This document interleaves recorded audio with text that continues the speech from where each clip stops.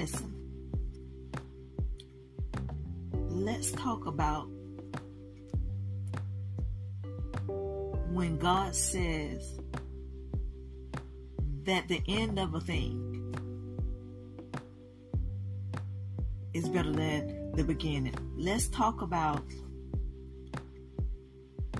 when God says the last shall be first and the first shall be last. Let's talk about Him preparing a table for you in front of your enemies. Let's talk about Ecclesiastes when it says there is a time and season for everything. Let's talk about God stating to us in our kingdom constitution that all things work together for the good of those that love Him. Let's talk about in the Word of God where it states for us not to despise small beginnings. With that being said, it's game over for your enemies. If you are going through something right now under the sound of my voice, the key word for you, the key words for you are going through. Just picture yourself driving and you enter a tunnel. It's dark. It's dark, very dark. But it has to be enough light to guide you on the path out of the tunnel. Listen, I remember traveling as a child.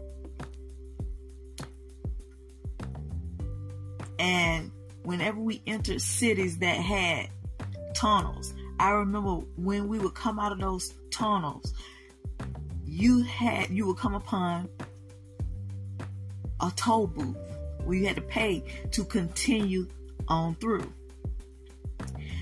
Picture your life as that tunnel. That toll booth is the kingdom. That ticket that you get after you pay your toll to take you on through, so you could head on to your desired destination, so you could get where you're purposed to go, so you could get where you're called to be.